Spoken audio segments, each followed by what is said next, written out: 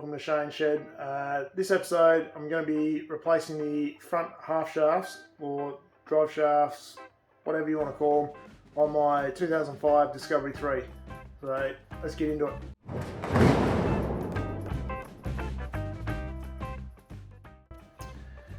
Okay, so what's been going on with this is I've been getting some vibrations from the front, mainly under power.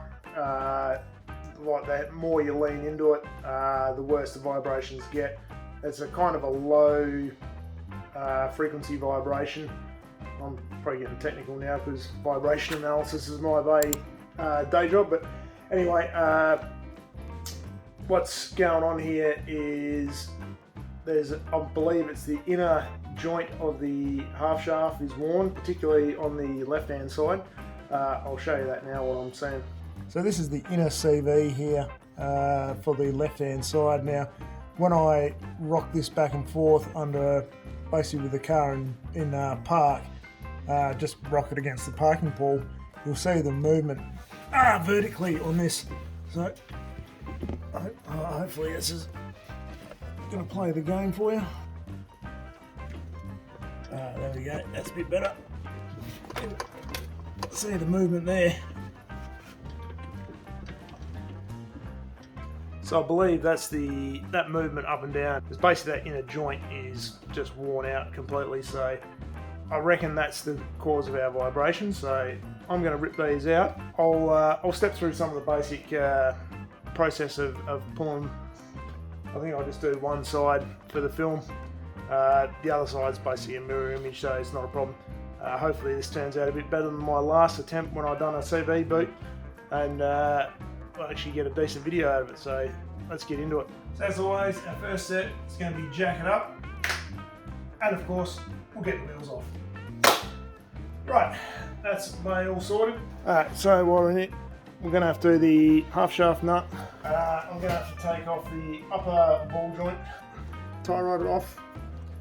I'll have to do the sway bar, get that out of the way, just so we can swing the sway bar up, and then we can drop the whole spindle sort of out of the way and yeah, get this out easily. So let's get into it. I'll generally start with the half shaft. Obviously the nut for it is staked, so first step is just to get that stake disengaged, and that should do it. 32mm socket on there, and the rattle gun makes light work of this. 18mm should suffice for undoing most of these.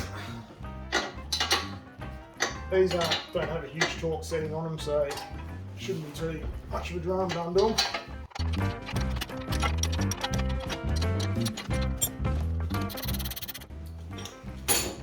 And in order to release these from the taper, I just normally give them a good solid whack on the knuckle, and these normally just pop straight off.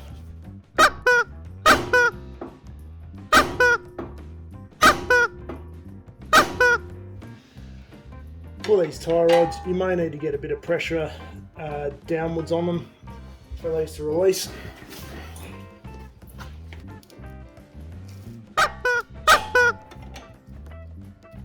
Now, also get this lower sway bar link. This one's actually quite loose anyway.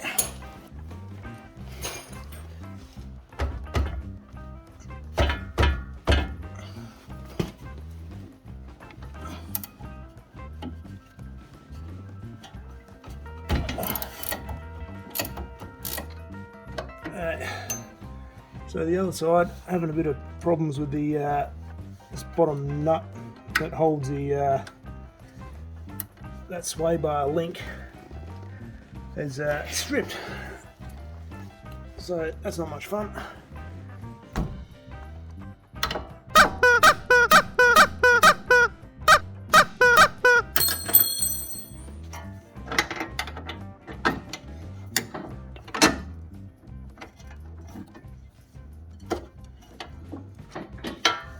And because this one is a little bit flogged out, we'll just lift him up out of the way like that.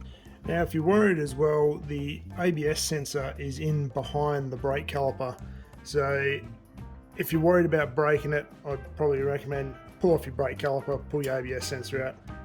I'm pretty comfortable, I've done this before, leaving everything in place, so I'm just going to leave that as is, and we'll get this half shaft out. I always take a bit of weight on the lower control arm with the jack for this next bit, so we're going to be removing the nuts, and especially for this upper arm, and just swing it out the way, just saves this thing dropping down under any sort of unexpected pressure.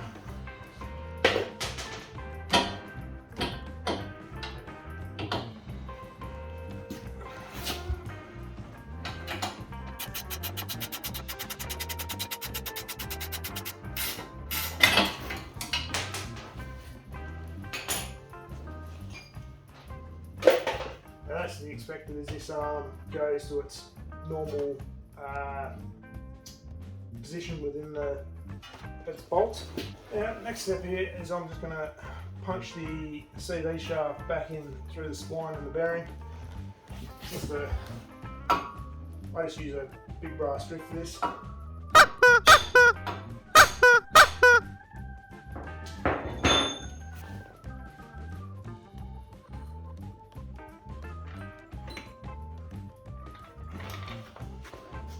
And release the weight off the jack.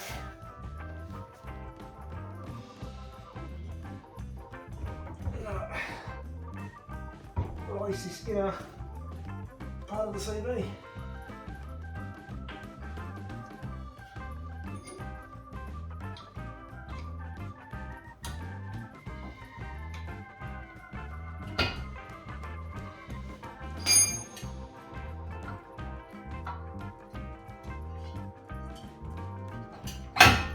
There we go, that's that bit out. So now we're going to release the inner CV from the diff. So we can pull this whole lot out. Now removal of the under tray makes this next step a lot easier, so I recommend getting that done. Now you can either, so this inner half of the CV is into the diff center, it's got a little circlip on the end of it, so we can either lever out between here, or because I'm not reusing these, I'm just going to see what I can do about getting my drift, and probably just trying to punch these out. So right there, if you use a soft drift you should be fine even on the existing CVs if you're going to reuse these. But let's give this a go.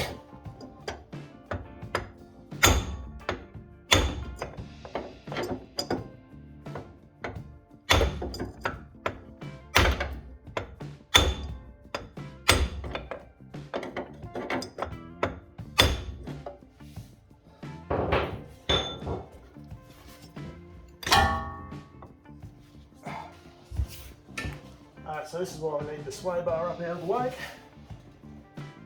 I'll just slide that hole out. There we go, and that's one CV out. Now just worth mentioning as well, this inner CV is free. Like if you're reusing these, don't go yanking out from this side. You're just going to yank this part in half. This side's pretty well fixed, so you won't do anything there. So I'm just going with some Repco branded CVs. To be honest, they're about, I got them, I think they were about a 20 or 30% off sale for Repco branded stuff. Works out to about the same price as getting cheapies from the UK. So we'll see how these go. They do currently have a 5-year warranty, and yeah, 100,000 Ks, so I probably won't be keeping this vehicle that long, maybe, I don't think. But first impressions, they are not spindly, weedy little way, cheap way ones well with it, so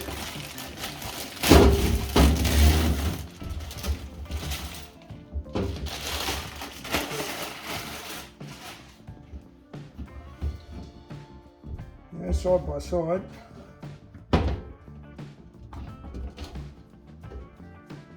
Actually, look, to be honest, this outer CV here actually looks a lot larger in diameter than this one, which should be the original because I haven't changed these out. The inner joint looks about the same.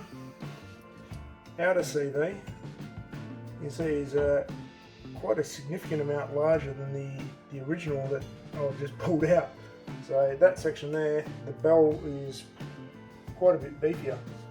So hopefully, the only trouble that I can see there is if this CV boot were to go, the original size is not going to fit because this is physically huge.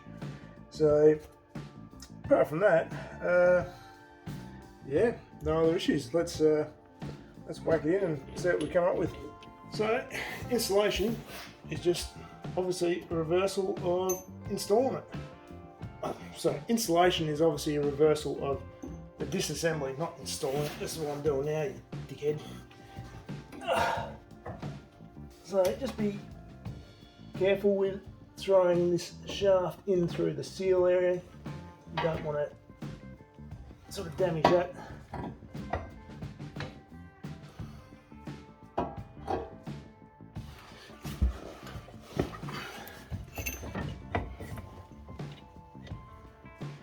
You probably just might need to spin it around just to engage with the spline and the diff. And just give it a... This is the fun bit we get to get that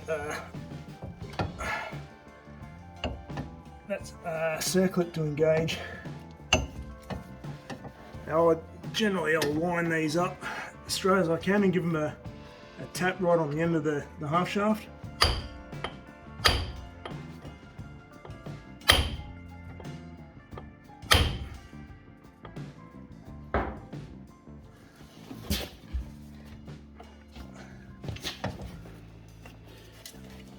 And we've still got a way to go in there.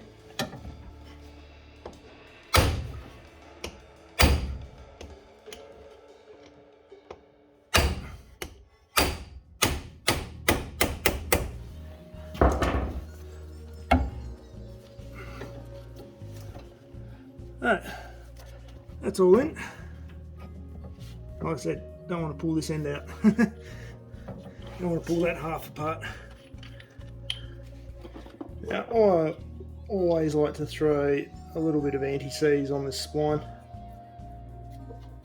But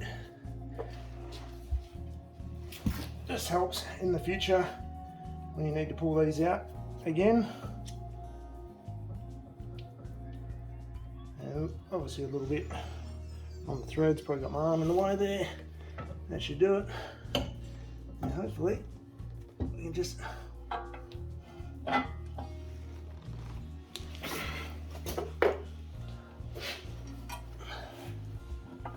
line this up, and there we go. In she goes.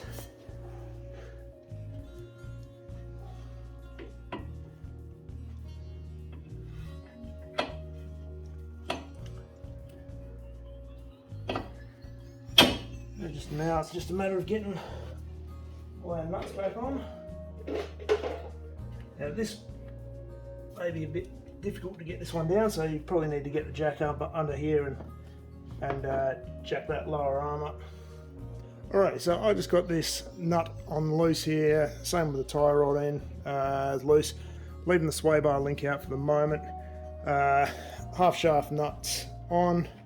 So I'm going to go do the other side. It's going to be a mirror image of this side, so nothing really is going to be any different there. Nothing major anyway, it's all same. I'm going to do that. We'll come back and we'll do the torque up at the end. So we'll see you then. A few moments later. Now, I've just while I'm here, this left side inner CV joint, a lot harder to get out than the right hand side. You've got nowhere to hit it with a drift to easily pop it out.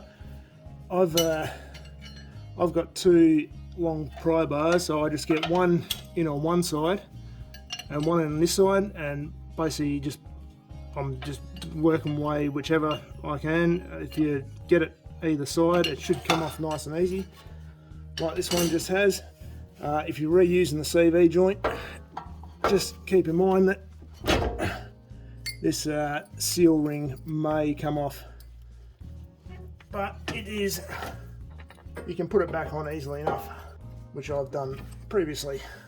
So yeah, so this is basically just the pry bars I use. Nothing too stressful, and that's a seal-on ring that may come off. I mean, they're easy enough to put back on if you need to, but since this is going in the bin, doesn't matter. Alright, so while I get this out, I'll just show you what you'll see here. So you can see the how flogged out that blade shaft is. So I reckon that's 100% cause of the vibration, but I might strip this down in a later video and we'll see what's going on with that. So for torque, our upper ball joint is 70 Newton meters. Same with the tie rod, that's 70 Newton meters as well. This sucker, 230 Newton meters, so there's a fair bit of torque on that. I'll wait till the wheel is back on. And the sway bar links, there and there, the bottom ones are 115 Newton meters each. So I'm going to torque those up, and yeah, it's going to be nearly job done. Okay, and final step is just this half shaft nut. So like I said, 230 Newton meters. If you've got a helper, you can get them to jump in the cab and hold their foot on the brake pretty hard before you get the wheel on, but since I'm working by myself, it's just easy just to throw the wheel on and yeah, just use the weight of the car to hold it steady. That's it, job done. Alright, so final job, just where this little keyway is, we're just going to stake that nut and basically just indent it so that this can't undo. Alright guys, so I'm just going to go take these wheels off just so I can stake those half shaft nuts. It's just going to be a lot easier than trying to do it through this little hole. So I'll finish the video up here. So thank you very much for watching, guys. If you got some use out of this, and please leave a comment, give a thumbs up or thumbs down if that's the way you feel. If you haven't subscribed, consider subscribing, and I'll see you in the next one. Cheers guys.